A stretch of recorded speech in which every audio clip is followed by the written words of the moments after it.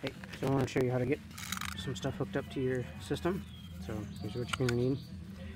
Those scissors for cutting the 1/4 inch tube, which you'll also need the 1/4 inch tube. This is a hole punch. Punches holes in the big feed line. 1/4 inch barb connectors. So this is good for connecting into the feed line and as well as wiring it into drip heads. I've got 3 here. They're some old ones that I had laying around. I've got the rest of my stuff here, and I'm going to go wire that up. So first thing you got to do is figure out where to find the feed line. So I usually just grab an old one until I find it hits the ground, and then look around. See, I found it over here. So now I know where I'm going to tap it in. I'm doing those plants over there, so I'll probably do 2 more right next to this that feed straight out over to there. So what I'm going to do next, pull this up a little bit so I can reach into it better with the clippers, and then I'm just going to figure out where I want to punch that hole.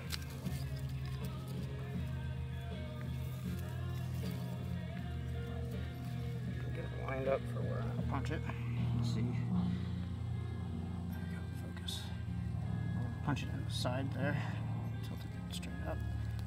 Just squeeze until it punches through. And here it snap. I'm just going to do the next one right next to it. Slide it over.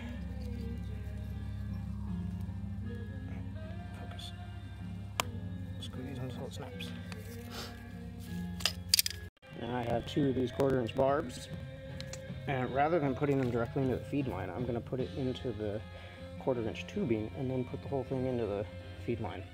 Gives me a little bit more to hold on to since I can use the tubing as a handle as well. So I'm just going to shove this inside here, but I can't do that while holding the camera, so I'll do that off camera. So get it in there. So you see I got it in. So I'm going to take my line and to get it into that first hole that I made. So I got a hole here and here. So I'm just going to take this one and put it into that one hole right there. Okay, so you can see I got it in there. When I got it in there, it made a nice pop sound. So next what I'm going to do,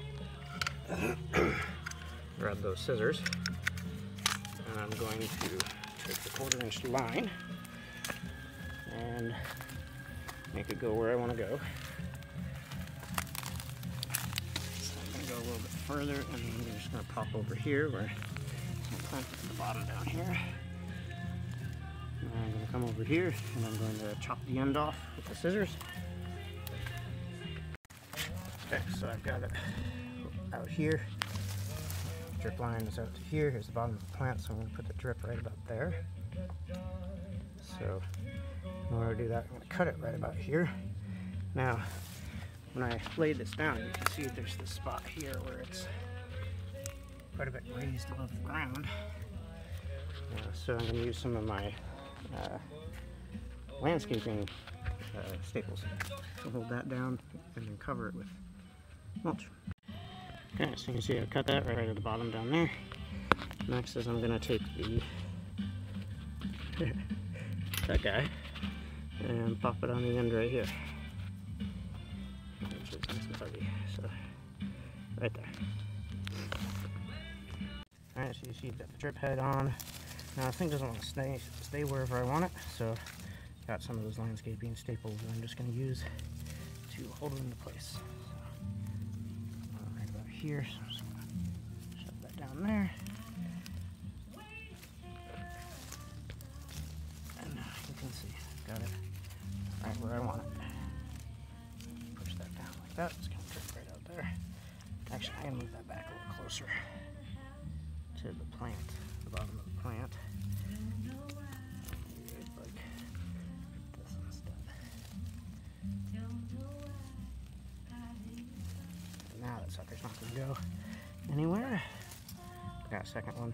Do that for the middle, maybe 2 more. Keep it from flopping around on the ground.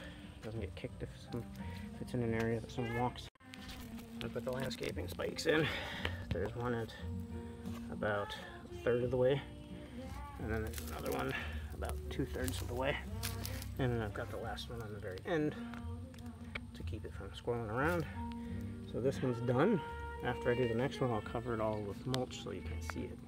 Okay, so you can see I got the second one in. The second one's a bit shorter, so I've got one landscape spike at the end, and the second one's right about there, which is about halfway.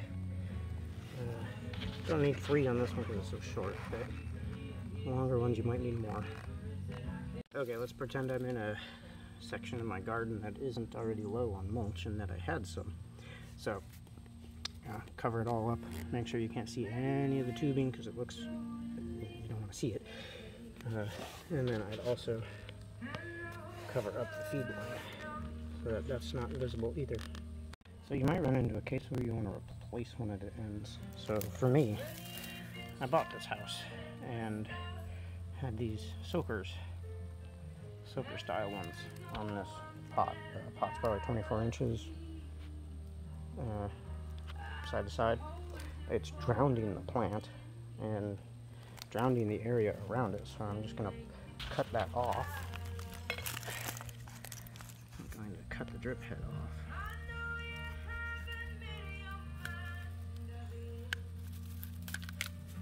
And I'm going to save it for later, and when I do use it again, I will have to cut that off with a knife, or you can get off some pliers if it's soft enough. So then I've got new end here. I'll just pop on another drip and be done.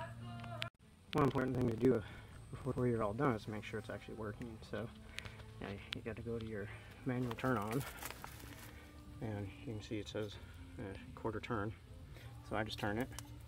It's probably a little more than a quarter turn, but you can hear it coming on.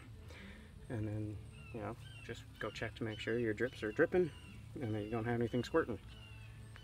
So all 3 of the new ones just stopped their sputtering sounds. Since I say that, one of them goes. So that's the sound of getting air out of the line, and then you should have a solid dripping coming out afterwards.